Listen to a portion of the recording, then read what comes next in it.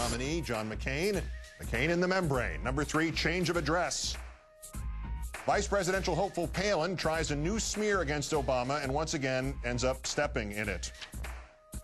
The New York Times reported that Barack Obama's inaugural address is already written. 9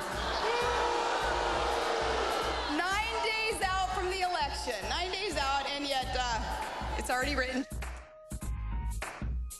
Except it's not. She's lying through her teeth. What she was referring to was a sample inaugural address written by John Podesta, who, by the way, was working for Hillary Clinton at the time that the address he wrote was published in his book this past summer. Such subtleties apparently are lost on the governor. Podesta, Obama, sample, actual, right, wrong, stuff like that there. Number 2, country lovin'. Governor Palin nearly making the same blunder in Asheville, North Carolina this weekend that she made in Greensboro, North Carolina 10 days ago. That somehow North Carolinians are more pro-America, have more love for America than the rest of us. This is where the goodness and the courage, the best of America is. It's in these areas where you love America. You have never been not proud to be an American.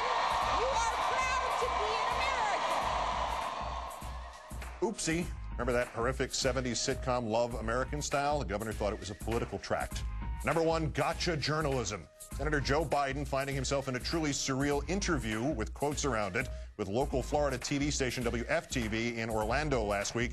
The reporter Barbara West, whose station biography lists her primary job as health reporter, asking him questions like, quote, aren't you embarrassed by the blatant attempts to register phony voters by Acorn, an organization that Barack Obama has been tied to in the past? And are you forewarning Americans that nothing will be done and America's days as a world-leading power are over? And what do you say to the people who are concerned that Barack Obama will want to turn America into a socialist country much like Sweden? And even quoting Karl Marx to Biden.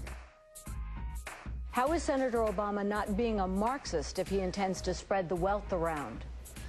Are you joking? Is this a joke? No. Or is that a real question? That's a question. So where did Ms. West get her real questions for the Democratic vice presidential nominee? Questions that sounded remarkably like every right-wing talking point expounded by the McCain campaign and the far-right talking heads.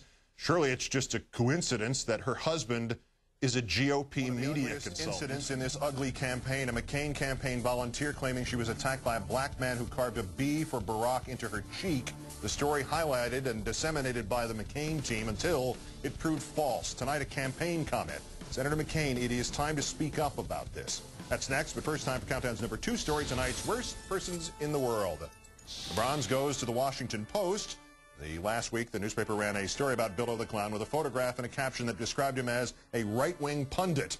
The Frank Burns of News was disturbed by that description, so he raised a stink and got the paper to print a correction stating, quote, a photo caption in the October 22nd style section incorrectly referred to Bill O'Reilly as a right-wing pundit. The Fox News host presents himself as an independent.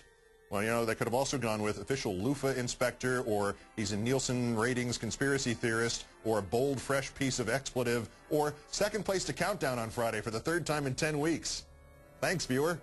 The silver to the independent senator from Connecticut, Joe Lieberman, who is reading the polls and beginning to talk out of the other side of his mouth about the man nominated by his former party. Senator Lieberman told the Hartford Courant, quote, when I go out, I say, I have a lot of respect for Senator Obama. He's bright. He's eloquent. This respect comes from the senator who once said, when asked if Senator Obama was a Marxist, quote, that's a good question. Newfound respect for the senator he accused of voting against funding for troops in Iraq, even though John McCain did the same thing using the same bogus criteria in that first charge. But the winner, Chad Michael Morissette of West Hollywood, California, who in a misguided Halloween prank dressed up a female mannequin to look like the Republican vice presidential nominee, Governor Palin, and hung it with a noose from his roof. Morissette also fashioned a McCain mannequin to look like it was on fire in his chimney and called the display art in the spirit of Halloween.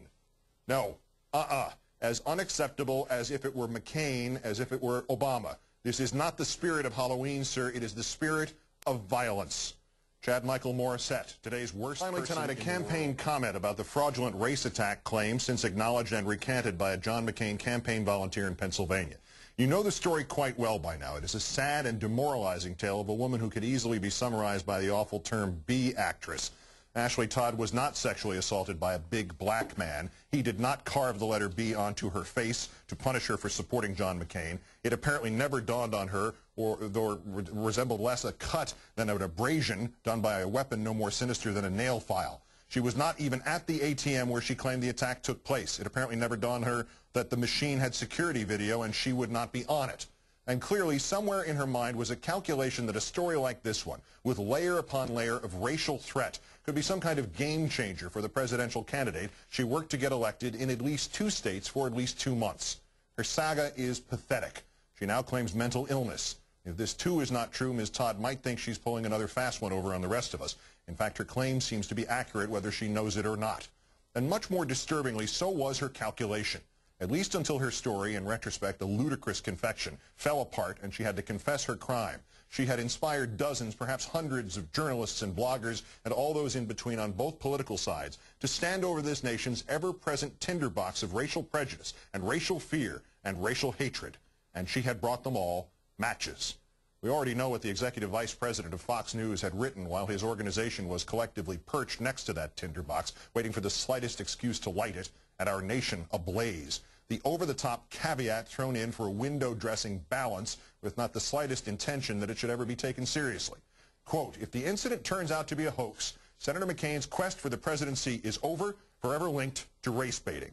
That is the well-known part of what John Moody wrote. What preceded it was far less publicized and far more important. Part of the appeal of and the unspoken tension behind Senator Obama's campaign, he wrote, is his transformational status as the first African-American to win a major party's presidential nomination. That does not mean that he has erased the mutual distrust between black and white Americans, and this incident could become a watershed event in the 11 days before the election. If Ms. Todd's allegations are proven accurate, some voters may revisit their support for Senator Obama, not because they are racists, with due respect to Representative John Murtha, but because they suddenly feel they do not know enough about the Democratic nominee. Moody wrote that. It wouldn't be racism to suddenly blame Barack Obama for an attack on a white woman by a black man intending to punish her, not supporting another black man. It would instead be a watershed moment because it somehow meant they suddenly feel as if they do not know enough about the Democratic nominee. Its only connection would have been racial, but the response would not be racism. The tinderbox, again, and a very large match provided by John Moody. I know that man. He is not stupid, not careless. He has, in fact, an educational background identical to my own, right down to the same college radio station. He knew what he was writing, a rationalization for racism. That Moody should be fired goes without saying. That if not fired, he should resign in shame is also obvious. Neither will happen because there is no one of sufficient authority to reproach him and the others who, but for Ashley Todd's inability to maintain her inner hoaxer for more than 2 days, would have solemnly and grimly and some secretly happily set the presidential campaign on its ear and knocked this nation's tenuous grip on the relationship between the races off its axis because there was nobody to say, no, don't. This is where you come in, Senator McCain. No histrionics from me to you this time, Senator. No yelling, just a plea. Say something about this now. Say something strongly and succinctly about the unacceptability of what happened and how some of your supporters tried to exploit it. I am not asking you to assume the responsibility for this. No matter how your campaign pushed this story, I have no doubt that in the mirror image scenario, many of Senator Obama's supporters would have done the same. But I also have no doubt that by this point in that mirror image scenario, Senator Obama would have said something to try to stop the next Ashley Todd or the next John Moody. Senator, of all the things I don't like about you or your campaign, I have never thought you a racist. As imperfect as was your moment with that Minnesota woman mumbling about Arabs, I thought it was the finest moment of your campaign.